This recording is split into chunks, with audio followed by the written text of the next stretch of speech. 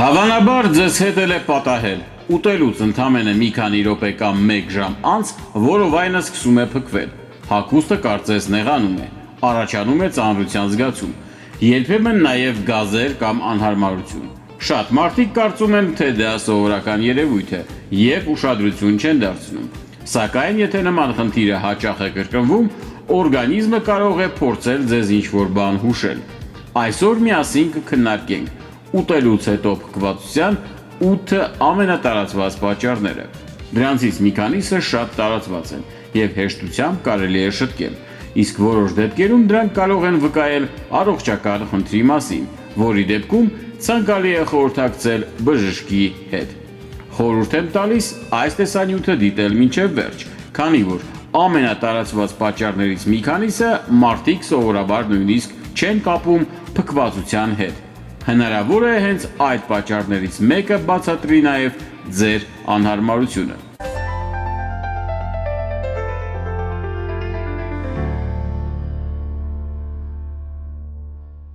Իսկ եթե ցանկանում եք ավելի լավ հասկանալ ձեր օրգանիզմի ազդակները և ժամանակին նկատել առողջության կարևոր փոփոխությունները,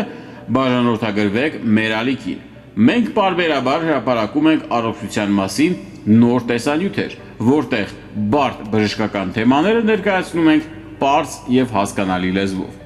Սկսենք առաջին և ամենատարածված պատճառից։ Շատ մարդիկ պարզապես չափազանց արագ են ուտում։ Երբ շտապում եք,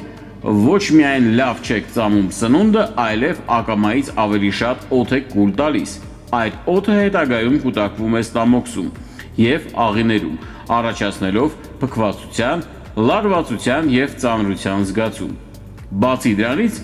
մեծ կտորներով կուլ տված սնունդը մարսողական համակարգի համար ավելի դժվար է մշակվում, ինչն էլ կարող է ուժեղացնել անհարմարությունը։ Երկրորդ պատճառը կապված է հենց մեր սննդակարգի հետ։ Որոշ մթերքներ բնականաբար նպաստում են գազերի առաջացմանը։ Դրանց շարքում են լոբազգիները, կաղամբը, բրոկոլին, սոխը, գազավորված ըմպելիքները, իսկ որոշ մարդկանց մոտ նաև մեծ քանակությամբ մրգերը կամ քաղցրացուցիչ պարունակող մթերքները։ Սա չի նշանակում, որ այդ սնունդը վնասակար է։ Պարզապես յուրաքանչյուր մարդու մարսողական համակարգը ունի իր առանձնահատկությունները, և որոշ մթերքներ տարբեր մարդկանց մոտ կարող են տարբեր ազդեցություն ունենալ։ Երրորդ հնարավոր պատճառը սննդային անհանդուրժողականությունն է։ Ամենատարածված օրինակներից մեկը լակտոզայի անհանդուրժողականությունն է։ Եթե կաթ կամ կաթնամթերք օգտագործելուց հետո պարբերաբար առաջանում են փքվածություն, գազեր, աղմկոցներ կամ որովայնի ցավ, հնարավոր է օրգանիզմը դժվարությամբ է մարսում կաթնաշաքարը։ Նմանատիպ խնդիրներ կարող են լինել նաև այլ մթերքների դեպքում, և եթե դրանք հաճախ են կրկնվում, ցանկալի է դիմել բժշկի, պատճառը պարզելու համար։ Չորրորդ պատճառը կապված է աղիների աշխատանքի հետ։ Եթե ունեք փորկապություն կամ աղիները դանդաղ են աշխատում, սնունդը և գազերը ավելի երկար են մնում մարսողական համակարգում։ Արդյունքում, հատկապես ուտելուց հետո, փքվածության զգացումը կարող է ավելի արտահայտված լինել։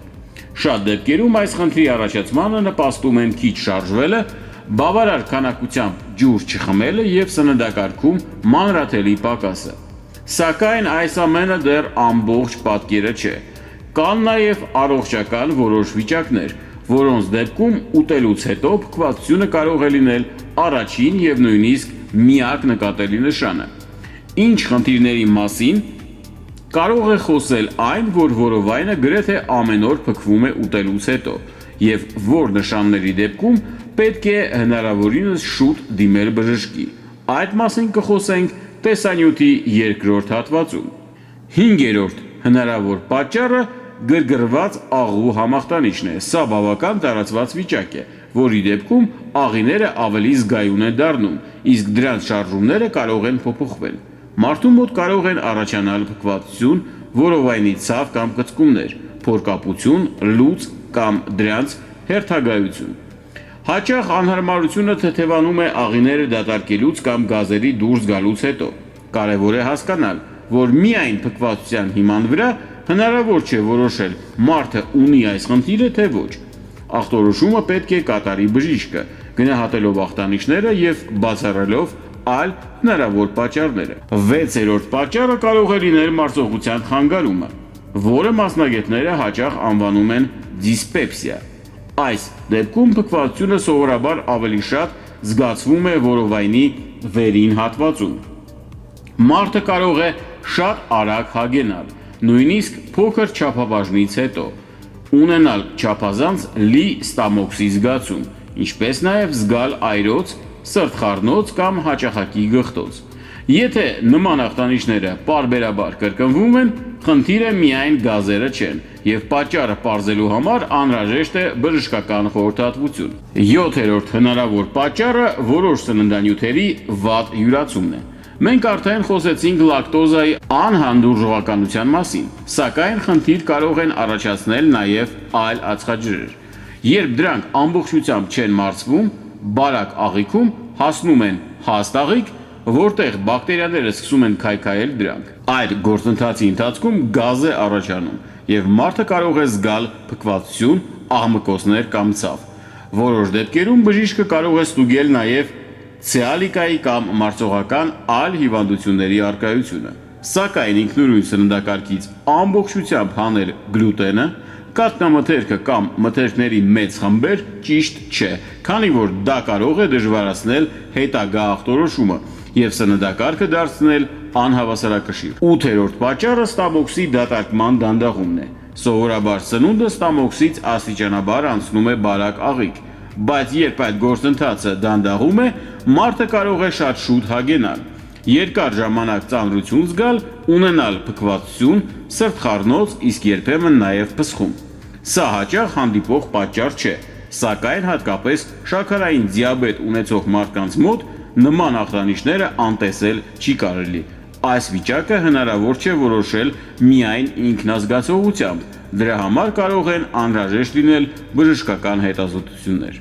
Պետք է հիշել նաև, որ ստրեսը ու անհանգստությունը կարող են ուժեղացնել արդեն գոյություն ունեցող մարսողական ախտանիշները։ Ուղեղը ու աղիները մշտապես հաղորդակցվում են միմյանց հետ, եւ լարվածության ժամանակ մարդը կարող է ավելի արագ ուտել, ավելի շատ օդ կուլ տալ եւ ավելի սուր զգալ աղիների բնական շարժումները։ Սա չի նշանակում, որ փքվածությունը պարզապես երևակայություն է, ախտանիշը իրական է, սակայն դրա ուժգնության վրա կարող են միաժամանակ ազդել եւ սնունդը, եւ աղիների աշխատանքը եւ մարդու հոգեվիճակը։ Իսկ ինչպես հասկանալ, հատկապես որ մթերքն է ձեզ մոտ խնդիր առաջացնում։ Մի քանի շաբաթ կարելի է պարզ օրագիր պահել, գրելով թե ինչ եք կերել, որքան արագ եք կերել, երբ է սկսվել փքվածությունը եւ ինչ այլ ախտանիշներ են եղել։ Այդպես հնարավոր է նկատել կրկնվող օրինաչափություններ։ Օրինակ, գանգատը սկսվում է կաթնամթերքից, շատ յուղոտ սննդից, գազավորված ըմպելիքից կամ չափազանց մեծ չափաբաժնից հետո։ Սակայն ցանկալի չէ միանգամից հանել բազմաթիվ մթերքներ, որովհետև այդ դեպքում դժվար կլինի հասկանալ իրական պատճառը։ Փքվածությունը նվազեցնելու համար փորձեք ավելի դանդաղ ուտել, յուրաքանչյուր պատառը լավ ծամել եւ չափազանց մեծ չափաբաժինները փոխարինել ավելի փոքր ընդունումներով։ Սահմանափակեք գազավորված ըմպելիքները։ Ուտելիս շատ մի խոսեք եւ հետևեք, թե արդյոք հաճախ չեք օգտագործում մաստակ կամ ծղոտիկ, քանի որ դրանք նույնպես կարող են ավելացնել կուլ տված օդի քանակը։ Ուտելուց հետո կարճ եւ հանգիստ քայլքը երբեմն օգնում է աղիների շարժմանը։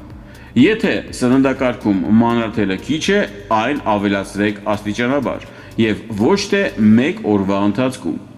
Մեծ քանակությամբ մանրաթելի կտրուկ օգտագործումը կարող է հակառակ ազդեցություն ունենալ եւ ժամանակավորապես ավելացնել գազերը ու փքվածությունը։ Միաժամանակ կարևոր է բավարար հեղուկ օգտագործել եւ հնարավորինս ակտիվ մնալ։ Սակայն կան նշաններ, որոնց դեպքում խնդիրը չի կարելի բացատրել միայն սննդով։ Դիմեք բժշկի։ Եթե փքվածությունը դարձել է կանոնավոր կամ չի անցնում սննդակարգը փոխելուց հետո,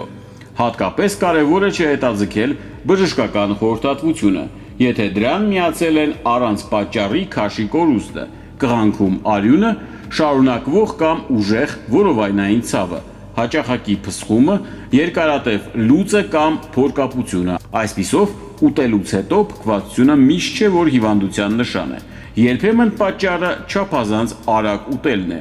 մեծ չափաբաժինը կամ որոշ մթերքների նկատմամբ անհատական զգայունությունը։ Բայց եթե խնդիրը կրկնվում է գրեթե ամեն օր, ուժեղանում է կամ ուղեկցվում է այլ անհանգստացնող նշաններով, ավելի ճիշտ է ոչ թե շարունակաբար ինքնաբուժվել, այլ պարզել իրական պատճառը։